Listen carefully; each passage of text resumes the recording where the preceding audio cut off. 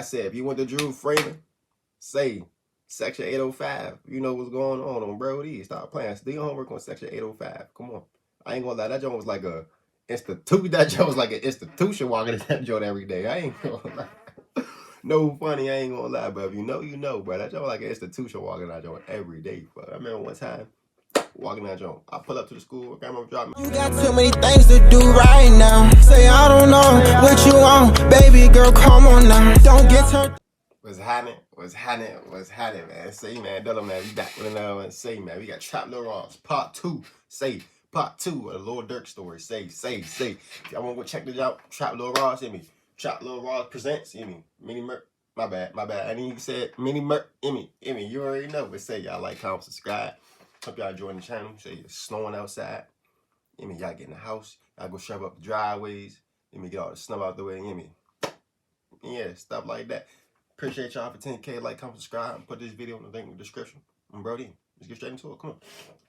Chicago, Illinois, man. Lil Durk. This is part 2. Come on. Y'all go check out part 1 on Brody. I'm got a rapper doing our thing. I got big buzz. I'm making the jump like 15 minutes. Bro. I'm just a young 17 years old. Tell me a little bit about Inglewood. If you know the Nash, all the murders and all that happening right now. This Durky up before the dreads.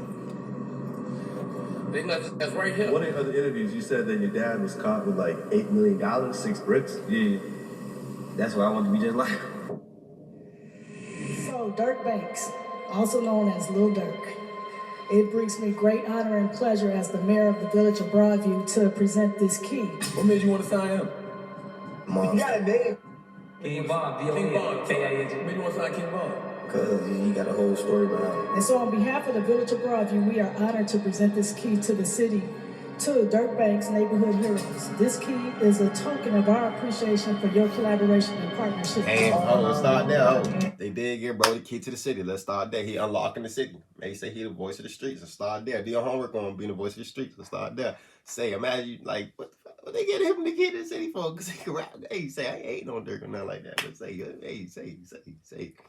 You need to calm down. What you doing? Like, yo, whooping, no funny. Hey. Stop. I ain't gonna pause the video no more. We got 15, we got 14 more minutes to go, bro. You through. We get you. You through. Mr. Rapper accused in a shooting outside of the varsity building. Yeah, I think Durk gonna get out. See, I don't think he's gonna get out though. Man, I honestly don't think he's gonna get out. Let me know. Whoever's, if I push on TikTok, the comment section on YouTube, let me know y'all think Durk getting out. Me personally, I don't think Durk getting out. He over whoop. And once you over whoop, you get whoop. I'm not gonna lie. Let's start there. Do your homework on getting over whoop. Come on, man. Court today, Lil Durk appeared in court where a judge ruled there was enough evidence for him to go to trial. I have nothing to add. That was a threat, man, with the music, for real. He gonna be a problem inside this industry for us. Man, we gonna be Freeze forced Butter to too, hit man. I it. see that We video. Butter. Men in 2 different vehicles Nah, came Butter over down Oak whoop. Street, stopped right here in the middle, and started firing. That's a Chicago rapper, man, by the name of PT.2. Shot. You know, they got 60 Durk. That's some dirty. If we into it for real, like, not no faking to it. If we into it, I don't know. Cause they be thinking, yeah, it's a lot of faking to it going on. But if we into it, you say we into it, you better, I swear to God.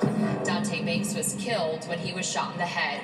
Banks is the older brother of locally known rapper Lil Durk. So we thank you and we honor you and we appreciate you being in the village of Broadview. And here's your key. Durk was involved in some eternal, I need you off of this earth beef. That's different. What? Of course. Not only that, he needed the guys who killed his brother off this earth. Because I forgave my brother killer, but you know, I understand what y'all going through. And I hope How y'all they make it making this out. joint sing? I hope y'all make Cause what a Lil Durk really didn't do it, but they already got all the evidence, so I can't even say that. But they making it seem look so good. This is really like 4 hours and 14 minutes. I mean, I'm tripping. 14 seconds, 4 hours, 14 minutes, 13 seconds. Come on, let me stop pausing. But they make it all look sweet. I ain't gonna lie. Say, start there, make it all look sweet. Come on now. Well-known Chicago area rapper was killed in a drive-by shooting early this morning. He raps under the name FBG Cash. Sheriff's deputies pulling out a man who had been shot in an SUV. Chicago rapper Lil Durk could be linked to a second murder-for-hire plot. Images of the gunman who shot and killed Stephon Mack in 2022. Grammy Award-winning Chicago rapper Lil Durk is facing new charges in a murder-for-hire plot. I read. I don't know. Everybody put time, effort, dedication in this video. Better have you going for boom. Better have you going for C. You don't believe me, you gonna see. You gonna end up by that tree. Know that we did. If he is convicted, Durk could spend the rest of his life in prison.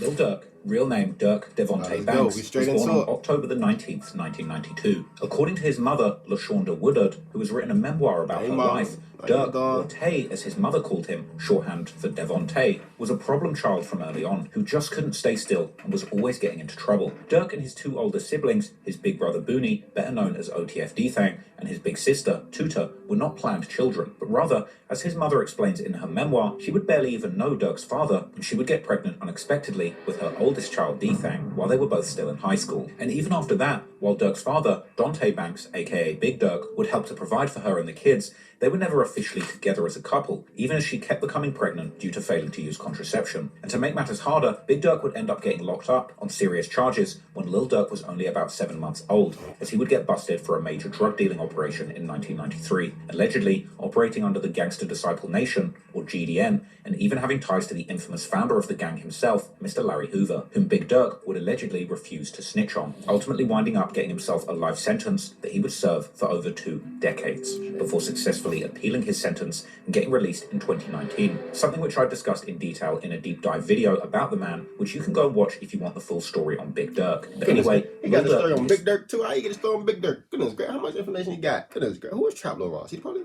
family would spend his first years living in his grandmother's house and his mother's childhood home in the infamous Inglewood neighborhood, an address that would later become famous, being the name of his 7th studio album, the 7220 South Halsted Street. The family would get another addition in 1997 when Durk's mother gave birth to his younger sister, Tania. Sometime after that, the family would move to a Section 8 3-bedroom house on Laughlin Street. As a young schoolboy, Lil Durk would attend the Guggenheim Elementary School, located on 72nd and Morgan, a school which district officials would call the worst elementary school in Illinois in 2012 when the school was eventually closed due to its poor performance. According to his mother, Durk was so out of control as a child. This is how you know your school was really messed up. When they gotta knock it down and make a new one, that's how you know your school messed up.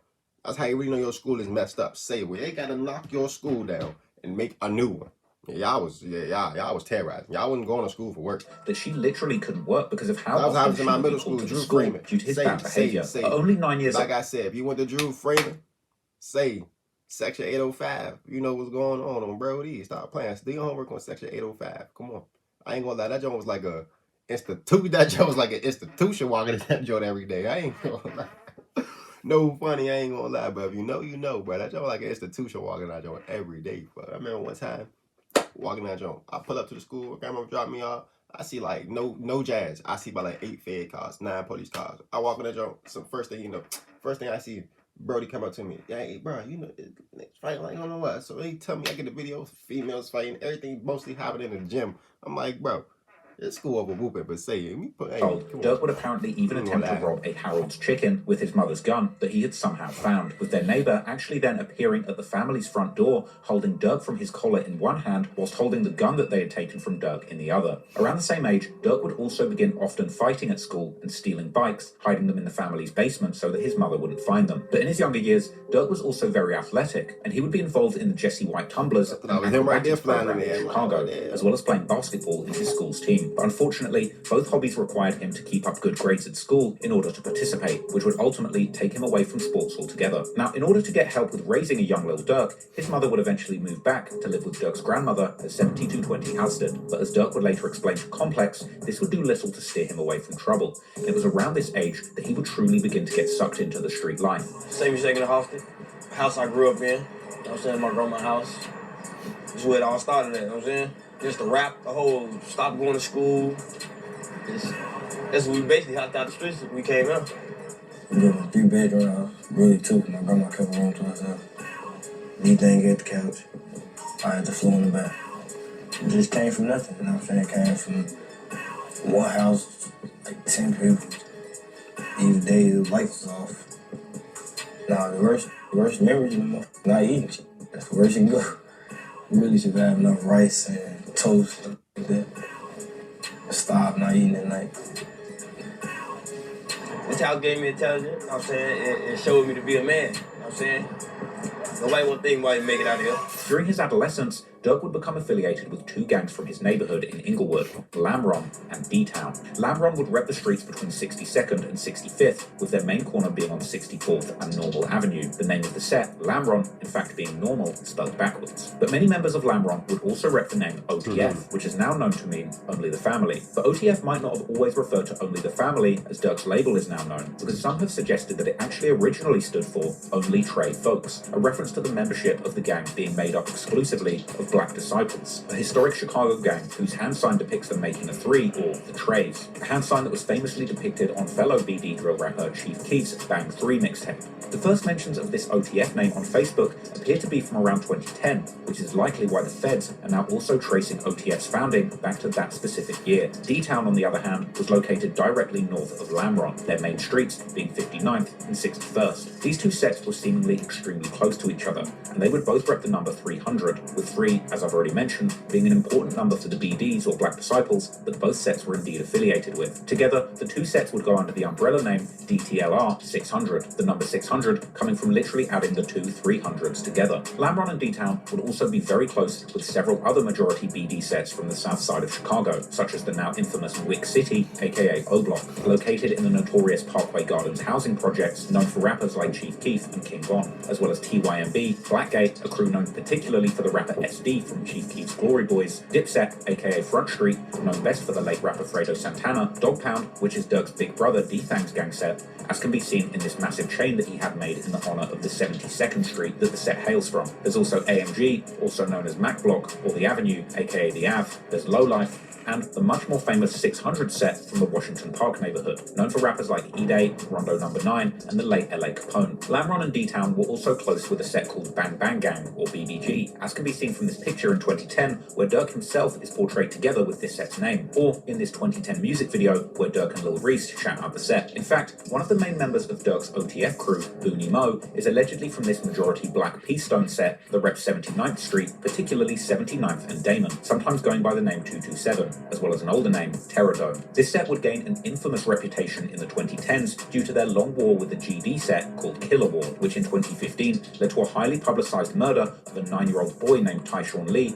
whose father was an alleged member of the Killer Ward gang. Killer Ward is interestingly also known for being King Von's original hood before he would move to Parkway Gardens or O Block. Right now I'm in an area called Killer Ward. This is where I grew up at.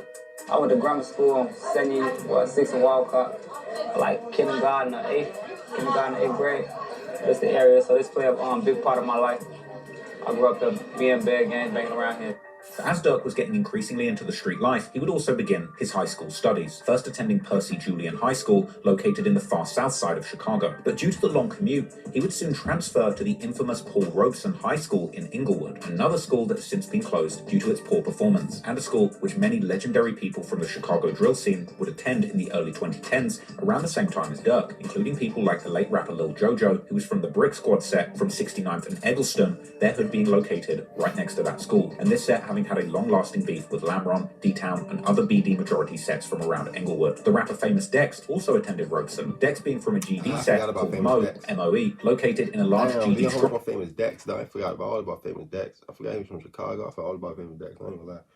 Stronghold, a neighborhood referred to as No Love City, which would also beef heavily with Lamron and D-Town. The late rapper Lil Mister would also attend Robeson, even getting an opportunity to perform his drill anthems at the school. Lil Mister was from a set called Wooga World on 75th and Stewart, the set being very closely affiliated with Brick Squad and therefore also rivals to Lamron and D-Town. As Durk's mother would recall in her memoir, Robeson had numerous rival gangs that would bring far more problems to Lil Durk's young life. And over time, he and his friends would begin to get into increasingly violent encounters with the gangs that they didn't get along with. Eventually, these beefs and schoolyard fights would escalate into shootings and killings, with one of the first major losses on Durk's side being a 17-year-old called Lil Mo. Real name Terrence Hollins, he would be gunned down in Lamron's hood in July of 2009, and according to online rumors, Mo was killed by a member of No Love City called Toadbone. But the facts regarding this case remain vague. In 2020, rapper Brick Youngster would rap in his song Let's Talk Part 2, OTF diss, that Lil Mo was actually killed by friends of King Von, but it's not clear what friends he's specifically referring to. But in any case, Mo's death was clearly a major turning point for Lamron and D-Town, and they would pay tribute to him religiously. Durk, who had been getting into rapping around this time, would even make a tribute song to his fallen friend, this seemingly being one of the first of his old songs that can still be found on the internet. With Durk rapping to the classic beat from Lil Wayne and Gucci Mane's song We Be Steady Mobbin', Durk was clearly influenced by Lil Wayne's rapping style, and he was also seemingly into freestyling all of his lyrics on the spot. Now, the song is a far cry from the Durk drill anthems that he would produce just a few years later, but by its subject matter, the song was quite clearly a precursor to drill music as we know it today, as Durk would not only shout out other BD sets, such as Dog Pound and The Av, but he would also diss numerous rival sets, including No Love City, Brick Squad, and somewhat surprisingly, also a set called Brick City, who were an older generation from the same hood as 600, a group of OTF allies from Washington Park, who would not long after become very close with Lamron, and particularly Lil Durk personally. Similar set repping can actually be heard in Durk's other alleged 2009 song called My Partner Them, this song being a remix of the Atlanta rap crew Rich Kid's 2009 song My Partner Them. And again, Durk can be heard shouting out sets like Lamron, D-Town, Young Money, and Terradome, amongst others, as well as his friends like Lil Varney from Lamron. Also in 2009 is when Durk would begin to get in trouble with the law, as in November, he would be arrested for vehicular hijacking. According to the police reports, an unknown person would first try and rob a woman's car by force, and as the police would later find the car in traffic near D-Town's hood, two men would exit the car and attempt to escape, but they would be caught. One of these men turned out to be a 17-year-old Lil Durk. According to the police, while in custody, either Durk or the other man would freely state that he had seen the car running for about 20 minutes with no one inside, so he decided to take it. However, despite this admission, it doesn't appear that Durk ever received any legal consequences from this incident. But then, only a month later in December, Durk would again be arrested, this time for criminal trespassing, as he was hanging out with 3 other people inside of a laundromat in Dog Pound's hood on 72nd and Halsted. And interestingly, Durk's gang affiliation in the arrest report would be marked incorrectly as Gangster Disciple, perhaps due to his father's affiliation with the gang being widely known amongst the Chicago Police Department. But anyway, coming into 2010, Durk was now a bona fide gang member, but he was also beginning to really focus on his rap career, and in April, he would drop his first ever music video for a song that was first titled Wasted Freestyle, rapping on the beat from Gucci Mane's classic song Wasted. However, for some reason, that same channel would then release the same music video again a few weeks later, but this time with the title Lamron Wasted. But these two are the same song. The song was stylistically very similar to Durk's earlier songs, as he was still freestyling his lyrics whilst using the Lil Wayne style auto-tune delivery. And once again, much of the song was about him shouting out the numerous other sets and members in his area, including Terradome, Young Money, his friends Lil Varney, Booney Mo, and Tracy Mo, as well as Wick City and Blackgate, among many others. According to Durk's mother, this song would be an instant hit in Chicago, motivating Durk to focus on rap and take it seriously. And only about a month later, it was followed by another music video for a song titled L's. But this time, also the Grim Reaper of Chirac himself, Lil Reese, would be in the mix, somehow having a flow and lyrics that were light years ahead of his more recent output, which was not lost on fans of Chicago drill when they would run into this video years later. Now, Durk would seemingly put much more effort into this song, finally resulting... Say where we at with it. I ain't gonna lie, I'm gonna stop it right here for part 2. This part 2 of the video. I'm gonna make another one. I'm gonna just make another one. Bro, y'all enjoyed this joint. Hope y'all enjoyed this joint. Like, comment, subscribe, bro. How far we getting to it? Yeah, 28:57. All right, bet. We got another couple hours ago, 3 hours ago, bro. We good though. We gonna cut the joint up, part 2, couple part. Bro, y'all like, comment, subscribe. Appreciate y'all liking the joint. I'm drop joint in the description. Y'all this joint, Rudy, y'all be safe. Don't go outside in that snow, bro. Come on now, start there.